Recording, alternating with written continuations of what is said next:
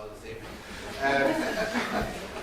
Can I first of all address the question that was asked by Louise, I think, in relation to the value of a yes or a no in determining the future of Europe. I did start my opening contribution by saying that the Crowley judgment was one of the most important judgments in this country's history, and the fact that we and we alone are the people voting on this is something to be proud of in terms of the nature of our own democracy. In terms of how critical opinion has evolved in Ireland over the series of referenda since the Single European Act, there has been a growth in the no vote at each time, and I think that has been influential in helping Ireland's bargaining position in terms of subsequent referenda. I've been proud of the role that my own party has played in arguing a coherent no case, which wasn't always easy because we were sharing platforms, or at least sharing the referenda space with people who were making utterly ludicrous no arguments. And I accept that that's still a difficulty for people who are arguing against this particular treaty. And it did reach a critical mass with the defeat of the first Nice treaty referendum. That said, I think we have to be realistic as to what we can achieve with particular no votes at any given time. People have mentioned the Dutch and the French experience in terms of the constitutional treaty. And I would repeat the question I asked at the end of my opening contribution. What does that no vote mean? Which no vote are we trying to understand?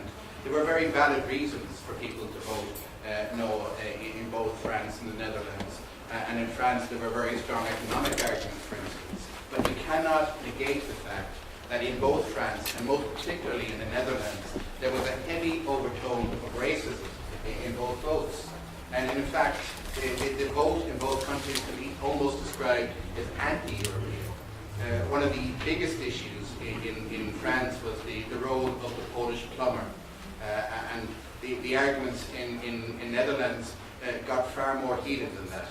And I think you have to take that into account when assessing previous results. Now, people have used that as a negation of democracy, that France and the Netherlands voted no and were voting on the same treaty. That's only true to a certain extent. There have been changes in the Treaty of Lisbon as opposed to the Constitutional Treaty. It has been admitted that it's about 95% the same, but we also share 95% of the DNA of gorillas.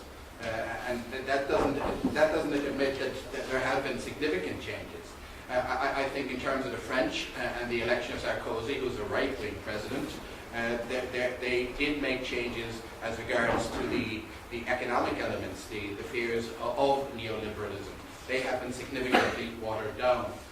And even though it has been counteracted about the argument about climate change, there was no reference whatsoever in the Constitutional Treaty or the original draft of the Treaty of Lisbon in relation to climate change. And what I'm concerned about as someone who wants to see environmental issues pursued at every possible opportunity is not the number of words, but the intent behind them. It matters little to me whether it's 6 words or 600,000 words.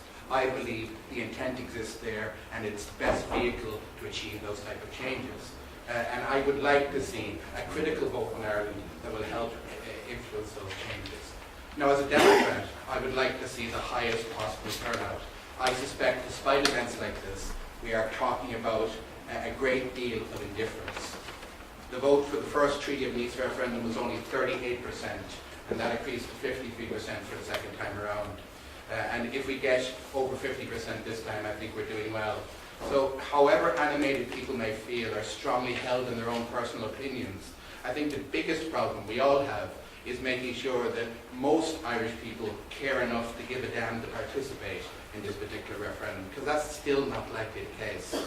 Now, I suspect, and I don't want to judge people's opinions, but given the hosting of the event and given the membership, that people are leaning a particular way tonight. I don't think that interferes with the quality of debate. But what I certainly don't want to see is the element of indifference that I think bedevils politics in general, and I think anyone who's involved in public life has helped contribute to. Now, in terms of other issues, people have talked about the situation in Chad. I must admit, I don't accept that argument. I'm a firm believer in Irish neutrality. but I believe in an active Irish neutrality. I think we can take a great pride in the involvement that we've had in situations like the Lebanon, in starting off in the Congo, participation in places like the Cyprus situation, where we were representing a UN banner, and where unfortunately dozens of Irish people came home in body bags. But either we are people who opt out and choose not to involve ourselves in the situation, stay and are hermetically sealed a country where we have a moral purity and don't have to participate in these events, or we do something active to try to make this a better world. I believe the mission in Chad, the first such EU mission, a mission that is obviously compromised by the involvement of France in its colonial past, but one which is led to an Irish Defence Force involvement, is something we can and should take pride in, and is being done for the right reasons. And I don't apologise for making that statement. It's the type of involvement we can have in a Europe where we have the maximum influence. And it's one of the roles why I think that we should be having a yes, again, a qualified yes and a critical yes in terms of the future. The comment again about climate change and the paucity of words in relation to it, there's a great deal in the treaty already about the issue of energy security. And if we care about a social Europe, if we try to envisage where the world is going in the next number of years, and the strength we need as a nation to counteract those risks, where the price of oil today is $137 per barrel, and is likely to be $200 a barrel by the end of next year, we cannot face those risks on our own. And we have to change them radically. And we can only do so by having a positive contribution in a wider international organization where we can help shape, point in a particular direction, and I believe the influence we've had to date can be magnified by the degree of positiveness we can have in the next number of weeks. Thank you.